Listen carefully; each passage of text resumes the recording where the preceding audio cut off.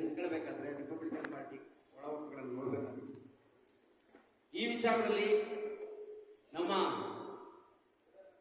ನಾಯಕರು ಮತ್ತು ಈ ಕರ್ನಾಟಕ ದಲಿತ ಚಳವಳಿಯ ಉಗಮಕ್ಕೆ ಪ್ರಧಾನ ಕಾರಣರು ಮತ್ತೆ ಚಳವಳಿಯನ್ನ ಭಾರಿ ಸ್ಪಷ್ಟವಾದ ದಿಕ್ಕಿನಲ್ಲಿ ತಗೊಂಡೋದಂತಹ ಕರ್ನಾಟಕದಲ್ಲಿ ದಲಿತ ಸಂಘರ್ಷ ದಲಿತ ಚಳವಳಿಗೆ ಒಂದು ಹೊಸ ದಿಕ್ಕನ್ನು ಕೊಟ್ಟಂತ ಡಾಕ್ಟರ್ ಎಂ ಎನ್ ಸೋನಿ ಅವರು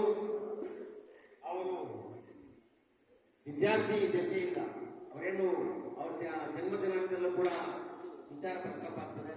ಮೈಸೂರು ನಾಲ್ವಡಿ ಕೃಷ್ಣರಾಜ ಒಡೆಯರ್ ಹುಟ್ಟಿದ ಅದೇ ದಿವಸ ವೆಂಕಟಸ್ವಾಮಿ ಅವರು ಹುಟ್ಟೋರು ಅದೇ ದಿವಸ, ಅವ್ರು ಹುಟ್ಟಿದ ದಿವಸನೇ ವೆಂಕಟಸ್ವಾಮಿ ಹುಟ್ಟೋರು ಡೇಟ್ ಕೂಡ ಇದೆ. ಆ ಒಂದು ಹೋರಾಟದ ಪ್ರಬಲ ಶಕ್ತಿಯನ್ನು ಹೊಂದಿರತಕ್ಕಂಥ ಎಂ ಎಂ ಸ್ವಾಮಿ ಅವರು 70ರ ದಶಕದಲ್ಲಿ ಅನೇಕ ಜನ ದಲಿತ ಚಳವಳಿಯಲ್ಲಿ ಅವತ್ತು ಇದ್ರು. ಆದರೆ ವೆಂಕಟಸ್ವಾಮಿ ಅವರು ಬೆಂಗಳೂರು ಜಿಲ್ಲೆಯಲ್ಲಿ ಹೊಸ ಸಂಚಲನವನ್ನು ಉಂಟು ಮಾಡಿದ್ರು.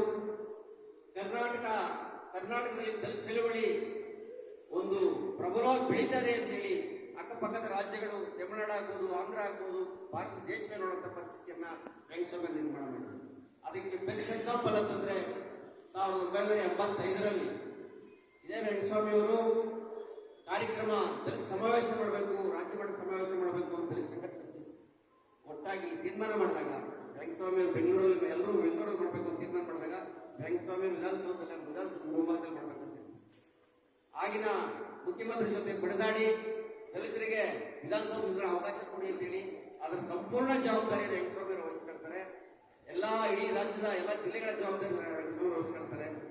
ಆ ಒಂದು ಕಾರ್ಯಕ್ರಮ ಲಕ್ಷಾಂತರ ಜನ ಬಂದು ಕರ್ನಾಟಕದ ಒಂದು ಸಿಂಹ ಗರ್ಜನೆಯನ್ನ ದಲಿತ ಚಳವಳಿ ಮುಖಾಂತರ ಕೊಟ್ಟಿದ್ದು ಯಾರಾದ್ರೂ ಇದ್ರೆ ಅದು ಇವತ್ತು ರಿಪಬ್ಲಿಕನ್ ಪಾರ್ಟಿಯ ಎಂ ಎನ್ ಸ್ವಾಮಿ.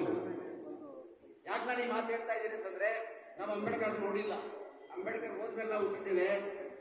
ಇವತ್ತೇನು ಬಾಬಾ ಸಾಹೇಬ್ ಅಂಬೇಡ್ಕರ್ ಅವರು ಕಟ್ಟಿದ ರಿಪಬ್ಲಿಕನ್ ಪಾರ್ಟಿಯ ರಾಷ್ಟ್ರೀಯ ಕಾರ್ಯಾಧ್ಯಕ್ಷರಾಗಿ ಮತ್ತೆ ಡಾಕ್ಟರ್ ಬಾಬಾ ಸಾಹೇಬ್ ಅಂಬೇಡ್ಕರ್ ಕಟ್ಟಿದಂತಹ ಸಮತಾ ಸೈನಿಕ ದಳದ ರಾಷ್ಟ್ರೀಯ ನಾಯಕರಾಗಿ ಮತ್ತೆ ಅವರೇ ಕಟ್ಟಿದಂತಹ ಶಿಕ್ಷಣ BS ಕಾಲೇಜಿನ ಅದರ